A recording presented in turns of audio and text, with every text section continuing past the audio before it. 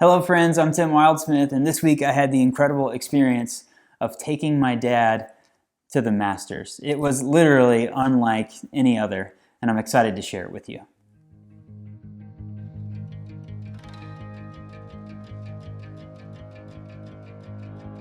So when I woke up on Tuesday morning, I did not know that I was going to be driving later that day down to Augusta, Georgia, so that I could go to the Masters with my dad on Wednesday, a lifelong dream of mine and an even longer lifelong dream of my dad. So the way this happened is my wife's little brother actually got tickets for him and their dad to go to the Masters this year together, and they were so excited about it. They were also really excited that their favorite team, Duke, where my wife's dad works at Duke and her little brother went to college at Duke, they got into the Final Four, and so they went down to New Orleans where her other brother lives with his family, and they all went to the Final Four game last weekend where Duke played and lost to North Carolina. They were so devastated, but they got to go to the Final Four. It was Coach K's last game. They got to be there and watch that game together. They were really bummed that they lost, but they got to go and be there. So then my wife's little brother came home back here to Nashville. Her dad was going to meet him in Atlanta on Tuesday. He was going to fly from New Orleans to Atlanta. They were going to go to the Masters on Wednesday, which is the final practice round and the par 3 tournament every Wednesday of the year of the Masters before they play. The tournament begins on Thursday. And then there was this bad weather and all of these flights got canceled. And on Tuesday morning, my wife's dad's flight got canceled, rebooked, canceled, tried to get a rental car to drive like 9 or 10 hours to Atlanta. Could not get a rental car. They looked all over the Southeast, and it was like this bad news that he wasn't going to be able to make it. And so Tuesday afternoon, my wife's little brother calls me, and at first I thought he was going to ask me to go to the Masters with him, but he's like, no, I can't go without my dad. Tim, I want you to take your dad.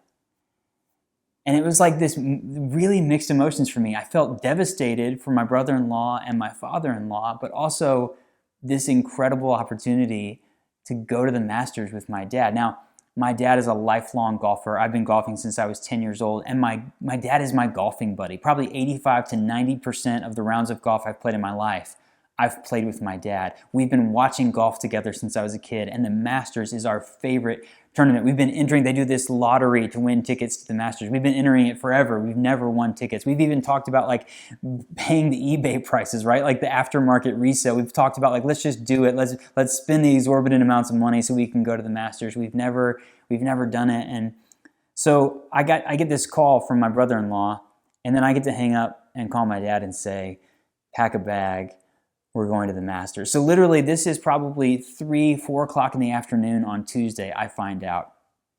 I leave work, I run home, I pack some clothes, I pick up my dad, we hit the road. My dad tells me it was like a 5-hour drive. We got almost all the way to Augusta. We got this hotel room, y'all.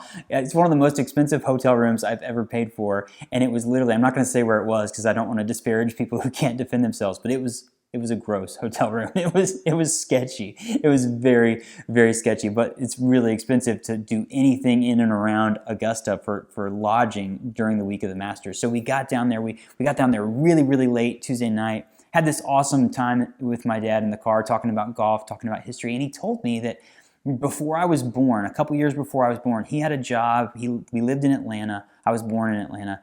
And he used to drive twice a week. He would drive a crate truck, a shipping truck to Augusta. And he would park and eat his lunch in front of the main gate of Augusta National. And he would dream about one day being able to go to the Masters. I mean, it was so cool to just know that he was so excited. Y'all, I can't even repeat what my dad said when I called him and told him we were going. I can't repeat what he said. He was so excited on my channel. But we got down there really late Tuesday night. The one good thing about the hotel was the ladies at the front desk told us, hey, the gates open at 8. It says you're only 30 minutes away. You want to leave at 7 so you can get there right when it opens. So we set the alarm clock for 6:30. We tried to sleep. I couldn't sleep very well. I was so excited. My dad snores a little bit. I was so excited, a mixture of things. But I finally got to sleep. The alarm clock went off at 6:30, and I kid you not, I hear someone go, good morning. And I roll over, and my dad is sitting up in his bed. He's ready to go. He was so excited. It was cool to see my dad. He was like a little kid, right? So we get in the car. We hit the road at 7:02. We got some coffee. We hit the road. Sure enough, we get to Augusta. we get in the traffic, there's this crazy like parking situation going on. There's just thousands of cars, literally thousands of cars. We get in there, we get to the gate at 8:03. So right as it opens, we get to the main gate. Y'all, it looks like Disney World. If you've ever been, it's like that huge gate, all the different people going through the different lines and security and all that stuff. And it was wild. So we get in and they handed me this book. This is the Masters Spectator Guide for this year. So we're walking through, and immediately I see the shop, one of the pro shops where they sell all the merch. You can only get Masters merch if you are at the Masters. So a lot of people are already in line right when the thing opens. There's the concession stand with the famous pimento cheese sandwiches and all that stuff.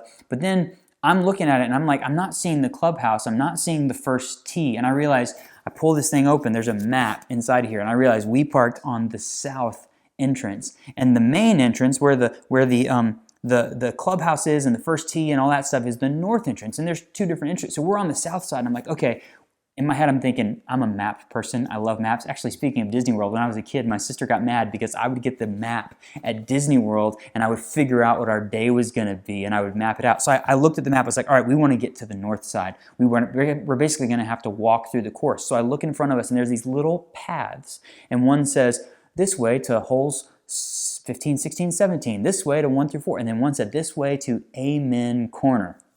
And if you know the Masters very well, you know that Amen Corner is holes 11, 12, and 13. It's probably one of the most iconic, famous 3-hole stretches in all of golf. And so I'm thinking, if we're gonna have to walk through the course to get to the front, to get to the main entrance, we might as well see Amen Corner on our way. So this is Wednesday, right? It's the last practice day. Most of the golfers, they practice in the morning, and then they have this really fun par 3 contest in the afternoon. So we follow the path down to Amen Corner, and the first hole we walk, by the way, everyone there is so friendly. All the staff at the Masters, the security, the hospitality, they're like, good morning, welcome to the Masters. They're so excited and they're happy you're there. So this security guard said, hey, go right here, take a right, and you'll be at hole number 13. So we walk through these little grandstands where you see the people sitting, and we walk, there's hardly anybody there because the place just opened, and we walk out and we see the 13th green. And it's like this iconic dog leg left par 5. I think about Bubba Watson and that big sweeping drive. I'm always seeing him play this hole. It's one of my favorite holes to watch. It's the first hole that I see. It's the end of Amen Corner, and you see it and you're just like taken aback. My dad's jaw was literally just wide open. And my dad goes, look at the grass. And I was too busy like looking at the green and all the plants in the distance. And then I looked down. We're literally right at the edge of the fairway.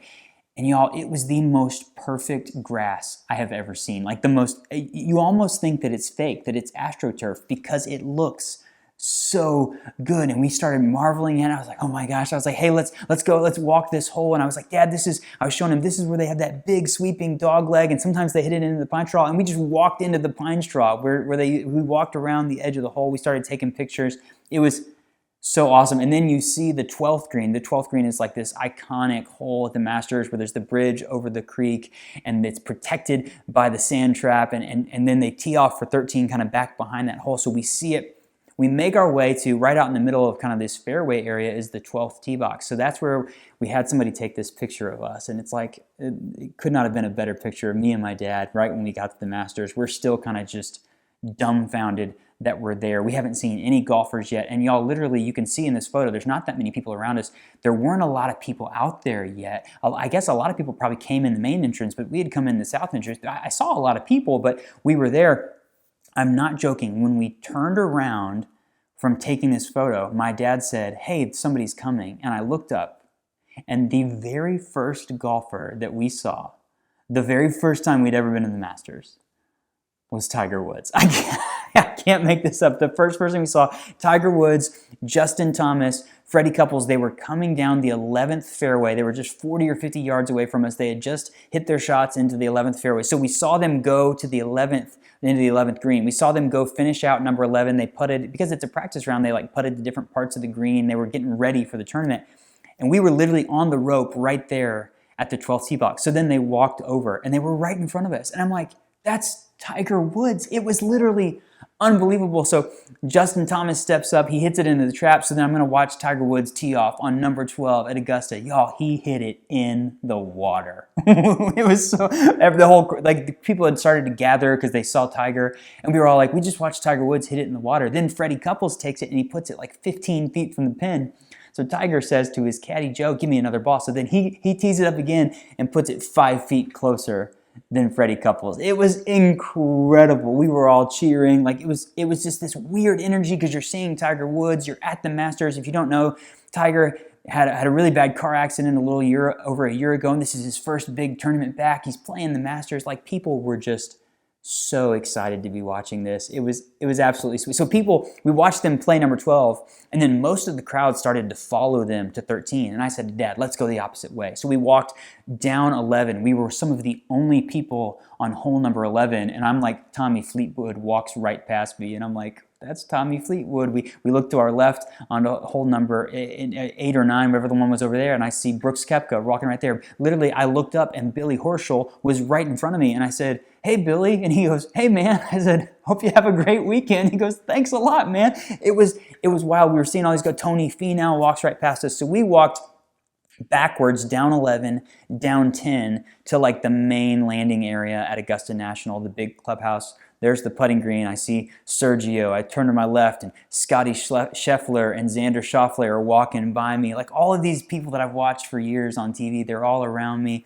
And then right there at the top, on my map up here at the very top, right by the clubhouse, you have hole number 1 going one way, 18 coming up, or sorry, hole number 1, hole number 10, 9 and 18 coming back up, the iconic 18th green, looking down that big hill and the dog leg. And we were just like, it's unbelievable. There's so many people there. It was really, really cool just to see it and to.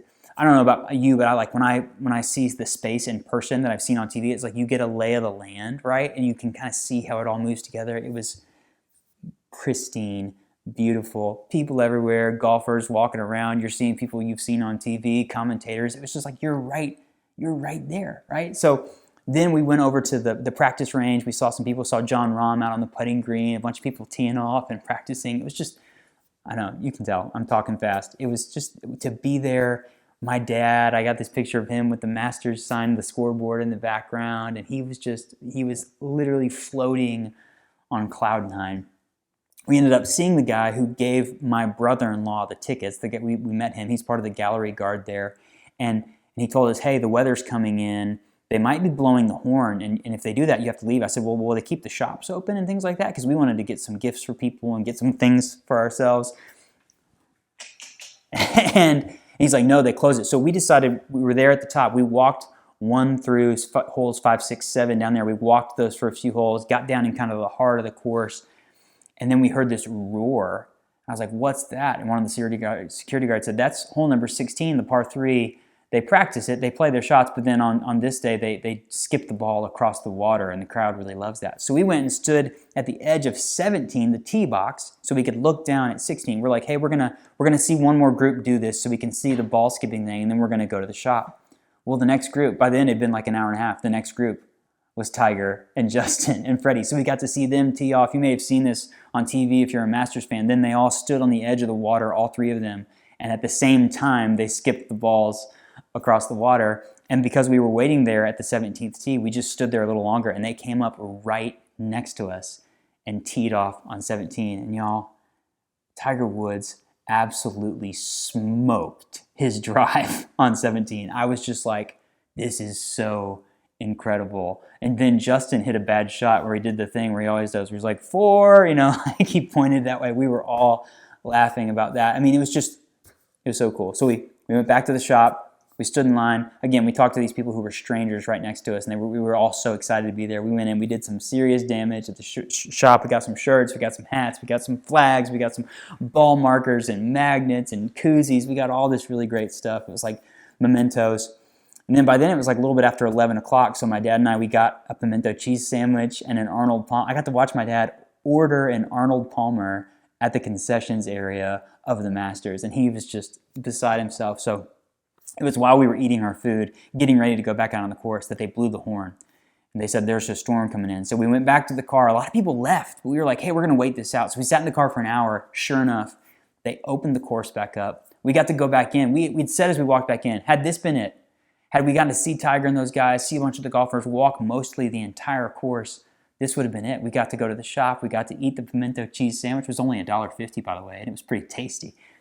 We got to go back in a second time, so it felt like we were getting to go twice, right? And we went and we walked part of the course. We actually went back to Amen Corner. We found Jordan Spieth at number 12. So we got to see him play number 12, and I got to hear him and his caddy Michael like talking about the shot and talking about the wind and how he wanted to shape the ball. It was absolutely cool to hear that, and we were literally 3 or 4 feet away from them. While it's actually unnerving how close everyone's standing to these guys who are swinging golf clubs. Like for somebody who plays golf a lot, I never want to be that close, but there's literally people everywhere. After that, we walked a few of the holes that we had not seen yet, so we got to literally see all of the holes, and we went to the par 3 contest, which is it's a different area of the course. This little 9-hole par 3. It's not the actual tournament course. It's a little par 3 course. If you've seen that, it's all the golfers and their kids and their wives, and they're out there having fun. We kind of parked right between 7 and 8, so we could see 7, the hole number 7. We could see hole number 8, and then we could see them hitting back over the water for hole number 9. And we literally camped out there for like 2.5 hours, and we saw almost all of the golfers that day and with their families. John Rahm carrying around his baby, all of these different golfers with their kids and their wives, and it was just really, really special. And it was later on that afternoon during the par 3 contest that the weather really came back, so they blew the horn again, and we had to leave. So wrapping this up, I get back in my car with my dad. It's literally 24 hours from the moment I got the phone call that said, "You're going to the Masters." 24 hours later, we're getting back into the car to leave, to make that journey home. And we were on cloud 9. It was just this really incredible experience to be with my dad, right? My golfing buddy, one of my best friends who loves golf, and we love the Masters, and to be there together, Later on that night, we were driving, we were like, what's your favorite part of the, and we started talking about all the different things, seeing Tiger. I mean, that's so cool. We were talking about all the different things and the amazing grass and how friendly everyone was. And my dad said, but really most importantly, it was that I got to be there with you.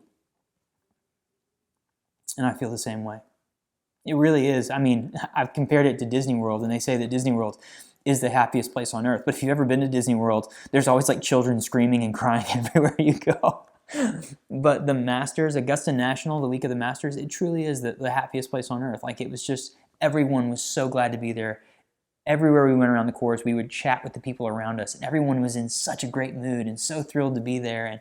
And for me, just to share that experience with my dad, my heart is like broken for my father-in-law and my brother-in-law, but I am confident that they're going to get to have this experience again. And for me and my dad, it was literally just, it was an experience unlike any other, and I'm so thankful that we got to have it. It was really, really awesome. If you have been to the Masters, I would love to hear your story. So leave me a comment here and let me know. If you have any questions about my trip and my experience, I'd be happy to answer those in the comments as well. But if you ever have an opportunity to go to Augusta National, to be in the gallery at the Masters, whether it's a practice round of the tournament, I encourage you, take the opportunity. It was an incredible experience, and definitely do it with someone that you love.